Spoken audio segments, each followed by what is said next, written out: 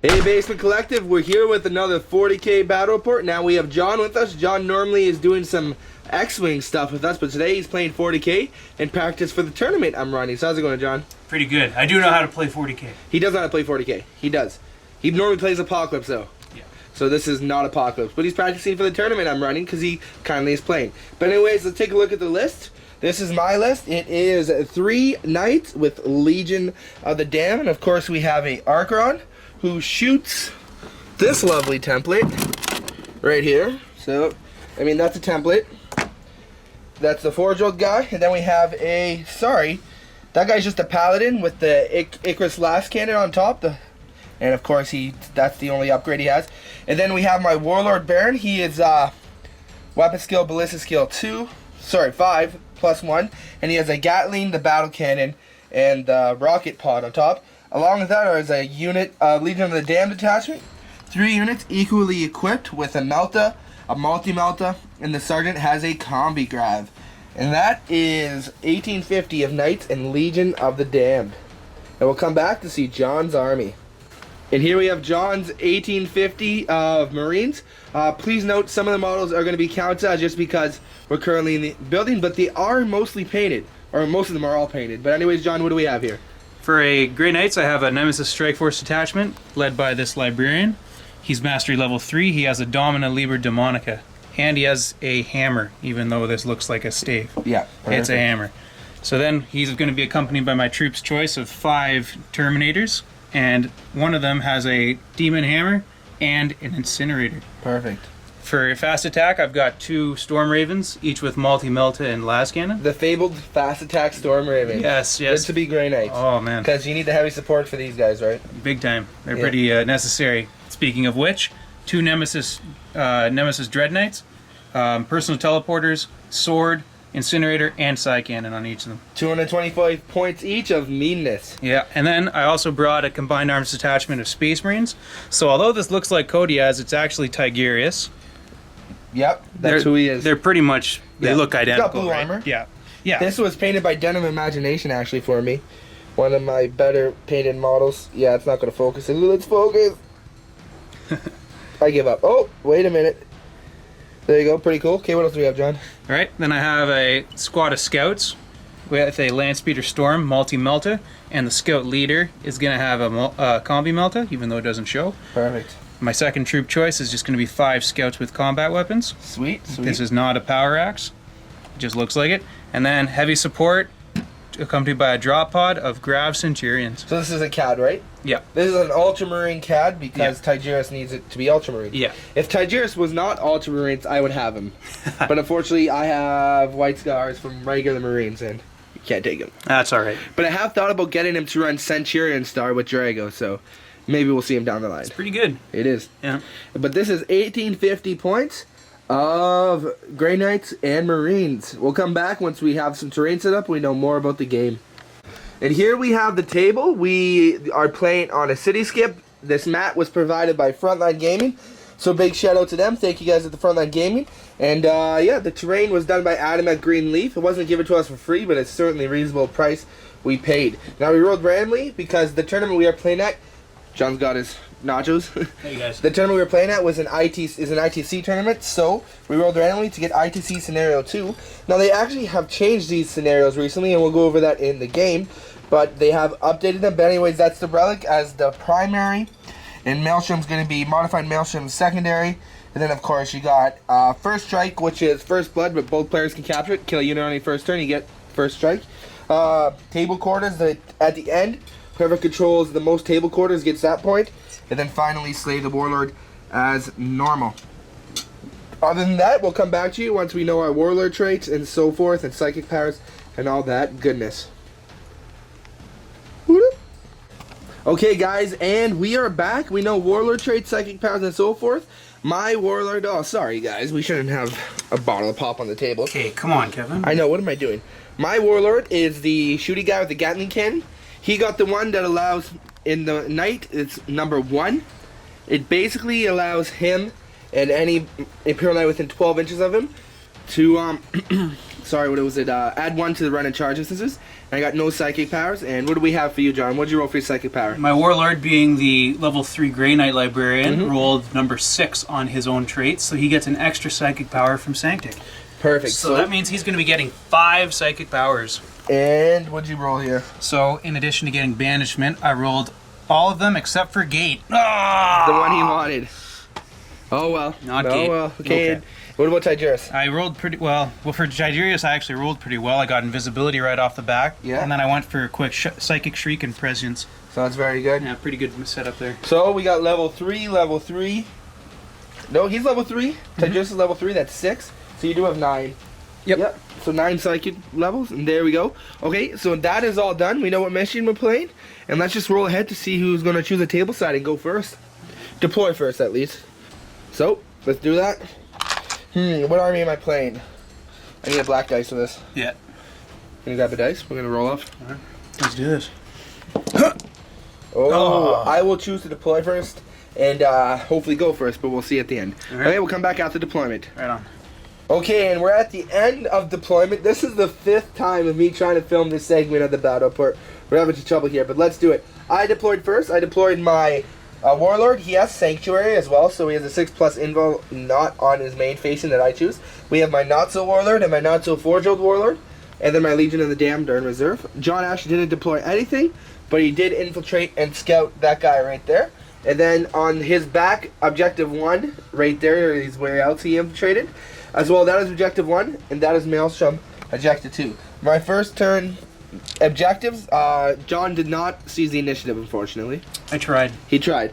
Okay, let's go ahead and see what my ITC missions are. So, we gotta reroll the 6. 3. So we got, gotta reroll the 3. Whoa. Demons! Oh! 4. Oh, yeah. Yeah. 3, 4, and 6. So 3 have a scoring unit at least 12 inches parts within your enemy deployment zone. 4 and 6. Okay, so I got 4, destroy an enemy unit. 3 or 6, what do I want? Yeah, I'm gonna have to choose, now the new ITC lets you roll 3, and you can either choose a 3-point Maelstrom mission, or you can choose 2 of them. I'm gonna choose destroy an enemy unit, and I don't know, have none of my opponent's units within my deployment zone. So anyways, we'll come back at the end of my turn.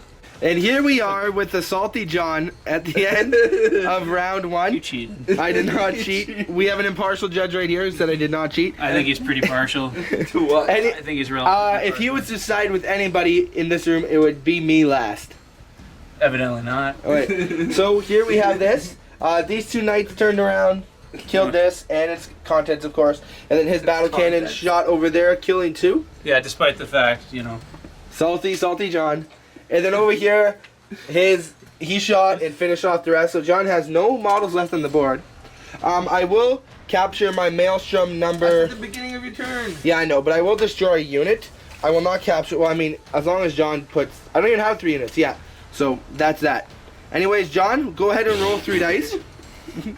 Roll 3 dice, John. All right. On the bright side, you can't fail these rolls.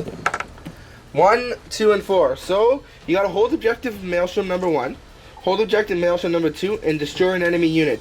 You could exchange those. So you can keep 2 of those, or exchange those for either destroying 3 units and you get 3 points, and hold 3. This is number 2 here, right? Yeah. No, 2's right here. That's no number 2 is here, Okay. and number 1's back there. I can do that. I'm okay with those objectives. All right. Yep. So you gotta hold. It says hold 3 objectives and it hold 3 Maelstrom. So I guess you gotta hold this one too. Well, you said I got to hold objective 1, objective 2. No, he's choosing objective Okay. 2. Yeah. You don't want to destroy a unit. You just need No, 3 hull points. Well, you said. Well, do I? How does it work? Do I choose all 3 or do I? No, you gotta choose 2 of the 3. Okay, so I'll choose hold objective. 1 and 2. No, I'll hold objective 2 and destroy a unit. Okay, so you gotta do 3 hull points to a knight. Okay. Does that have to be the same night? It could be combined nights. I'm not sure. We'll play combined. Sure. Okay, sounds good. We'll be back at the end of turn 1 for the Marines. Yes. Okay, here we are at the end of turn 1 for the Grey Knights. So what happened, John? You killed. Well, I actually just killed the warlord. Every single thing he had shot there. That's the vortex, the template. But other than that, he killed the warlord, netting him his destroyed enemy unit. And of course, he's got to hold this objective at the beginning of his next turn to claim that. So we'll go into the beginning of my turn. Unfortunately, I did destroy a unit, but I don't have 3 of mine and none of my opponents, so I am only going to get 1 objective, and let's go roll ahead for 3 more. So we got 1, 3, and 5. One is, you know what, I'm going to trade them all for destroying 3 enemy units. You're pretty cocky. Holy shit. Yeah, well, we'll try that. I'm going to try and destroy 3 enemy units, okay?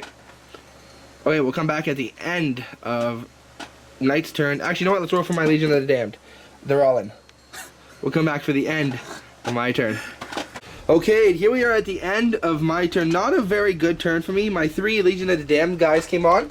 We're able to get rid of this cod that scored me Slay the Warlord and killing 2 units. Yep. So that's good. And then over here, this knight moved up, shot the Dread Knight and charged it. Now, he was charging through terrain. The Dread Knight got really lucky and managed to explode it before it could actually attack. Yep.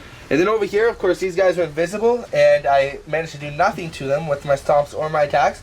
And they couldn't attack him back because it can't really hurt him. And our weapons are useless rule allows him to automatically fail the morale test. But unfortunately, he doesn't have to take a morale test because there was no damage in combat, so they are stuck in combat. And I voluntarily take a morale test. You cannot, unfortunately. So at the beginning of John's turn, he will not claim that objective, but he will claim his destroy a unit objective, and roll 3 more times there, John. All right. Thanks, Irvin. 3, 6. Reroll 3. 3, 4, 6. So destroy an enemy unit, have a scoring unit at least partially 12 inches within the enemy deployment zone. Okay. So I think those are the ones you're going to take, right? Yeah. Alright, so he's going to take 3 and 4. Okay. So we'll come back at the end of his turn. Alright. And we are at the end of John's turn 2. A lot is dead after turn 2. So what happened here, John?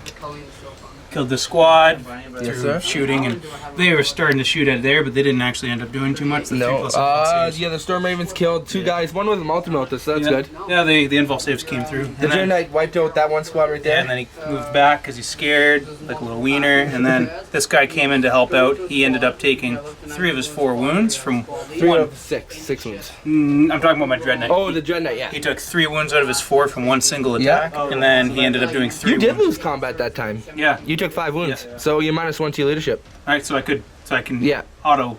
So he's fearless. But He's fearless. he- That's a good question. No, They're you not can't the same lose. unit, eh? I think all you guys have to take it or not. Okay, well, so what? But you can't sweep in advance, right? I can't. Well, I could sweep in advance, yes. But you're Marine. That doesn't matter. We'll roll a dice because I'm not sure if the viewers are watching this. So he lost combat technically. So could they and they should no fear even though this guy is fearless? Would this guy be a fearless? You know what? I actually don't think he's fearless anymore. I think they changed that. Well, let's find out. That's kind of crucial. Yeah, that just kind of crucial. The Dread Knight used to be fearless. I don't know if he is anymore. He bought it. I bought it. Okay, well, why did you buy money? Nemesis on a Dread game you're Knight. never gonna play? He's not fearless. Okay, so they can automatically choose to fail, and then the Dread Knight's got to pass the leadership. I think he's 9 or something. He's 10. Alright, so let's see. Dread Knight leadership. So what is it? The -1. -1. So the Dread Knight's okay. Okay, so and these But guys they can will run auto-fail. away. Perfect. So you're still stuck in combat. I Right? am, yeah. Okay, cool. So that is that end of the turn. So I fall back. He does. No. 5 11? and 6. 11. 11. Right here, brother. Okay, there we go. So we're gonna go to my turn. I have to at the end of my turn. Let's be honest. This game's. I'm not. It doesn't matter what objectives I pull anymore because I'm not going to win. I just got too much firepower and not enough knights. My knights did absolutely nothing this game. So let's go ahead. We'll go into my turn. Objectives don't really matter, but I never quit a game. You killed some scouts. Oh yeah, there we go. Alright, so we'll come back at the end of my turn 3, Knight's turn 3. And we're at the end of my turn. Basically these guys didn't move, they just shot at one of the flyers, obviously doing nothing. We forgot to do you want to go ahead and do the vortex there? Oh yeah. So let's do this vortex.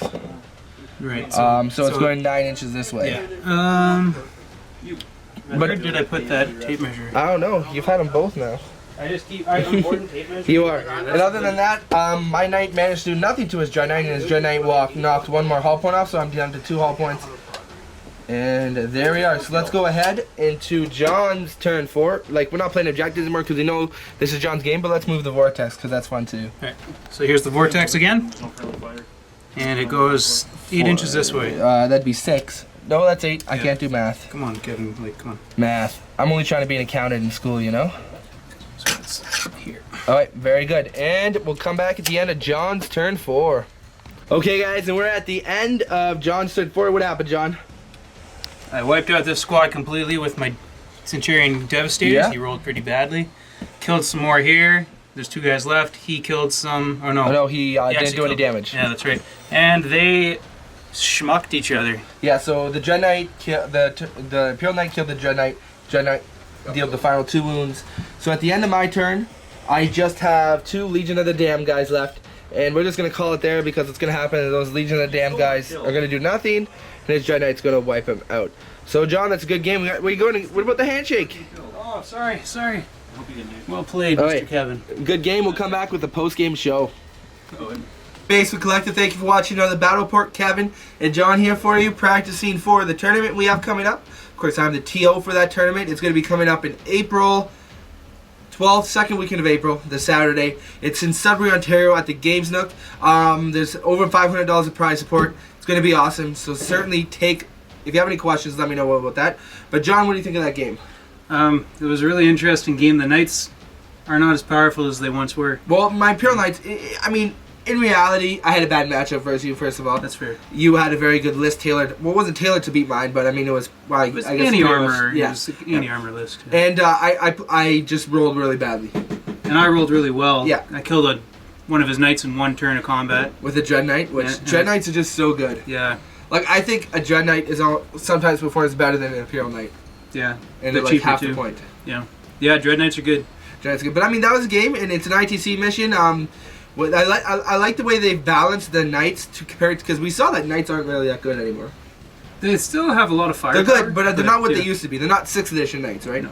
And I'm glad that they kind of balanced that Knight issue out. John won. He would have tabled me. We ended the game when I had 2 Legion of the Damned guys left. He had turn 4, turn 5, possibly turn 6 left.